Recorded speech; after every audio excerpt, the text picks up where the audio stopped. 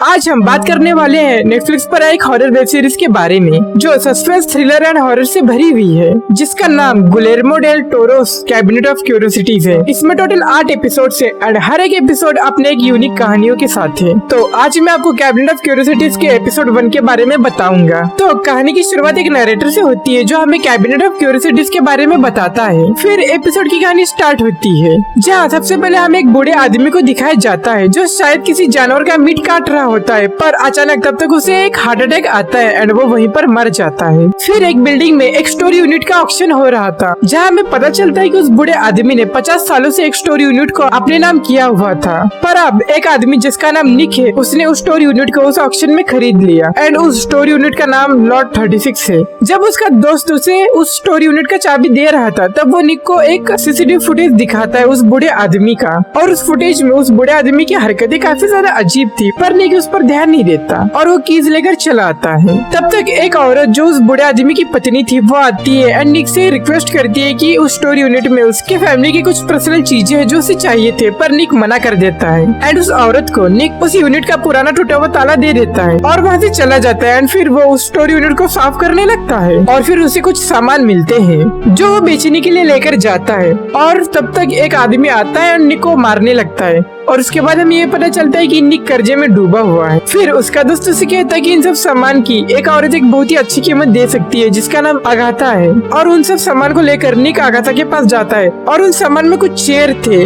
एक antique candle holder था और एक सर्कल की शेप में एक टेबल था। फिर अगाथा अपने एक दोस्त को बुलाती है और फिर उसका दोस्त आता है। उससे पहले अगाथा निक को बताती है कि ये कोई आम टेबल नहीं है, ये एक सियास टेबल है जिसका यूज किसी भी डीमन को बुलाने के लिए किया जाता है। एंड फिर उन्हें उस टेबल में 3 बुक्स मिलते हैं और फिर अगाथा का दोस्त रोलैंड आता है एंड वो फिर उन तीनों किताब को देखता है एंड फिर निक से पूछता है कि उसका चौथा वॉल्यूम कहाँ है। रोलैंड निक को कहता है कि इन चारों बुक्स की कीमत $3 लाख तक है, और वो निक से कहता है कि अगर तुमने अभी के अभी मुझे 4th वॉल्यूम दे दिया तो मैं तुम्हें अभी $3 लाख दे दूंगा। और फिर निक रोलैंड को लेकर निकलता है। रास्ते में आते समय रोलैंड उस बूढ़े आदमी की कहानी निक को बताता है।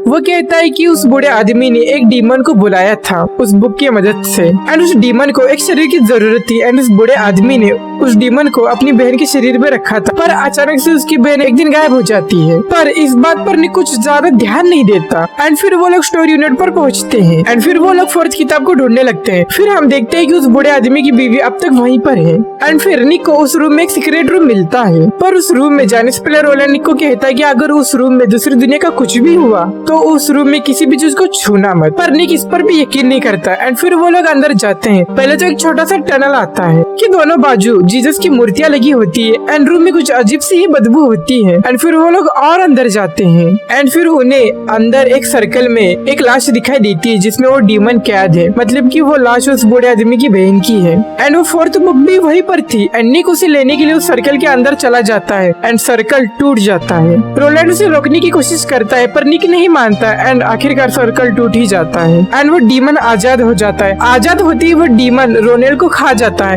पर निक वहाँ से भाग जाता है। उस बिल्डिंग के अंदर अपनी जान बचाते बचाते निक कैसे तो दरवाजे तक पहुँचता है, पर डीमन उसके पीछे ही पड़ा रहता है और दरवाजा बाहर से लॉक होता है। तब तक उस बूढ़े आदमी की बीवी वहाँ पर आती है। निक उससे बहुत मदद मांगता है कि दरवाजा खोल दो, पर वो औरत उसी टूटे हुए ताले को उस दरवाजे में लगाकर चली जाती है जो निक ने उसे दिया था एंड फिर निक वहाँ से भाग ही रहा होता है कि डीमन निक को खा जाता है। So this is it. Overall episode अच्छा था, इसका एटमॉस्फेयर एंड सीजीआई भी अच्छी थी एंड इसकी स्टोरी भी शॉर्ट एंड ठीक थी। बेसिकली ये एक हॉरर सस्पेंस एपिसोड था, आपको इसे देखने में भी काफी मजा आएगा एंड डीमन का सीजीआई भी काफी अच्छा था। So that's it. तो वीडियो को लाइक एंड चैनल को सब्सक्राइब जरूर कर देना। सो ये था एपिसोड 1 का रिव्यू एंड स्टोरी टेलिंग। सो इस वीडियो को शेयर करके बेल नोटिफिकेशन को ऑन जरूर कर देना। सो मिलते हैं नेक्स्ट वीडियो में।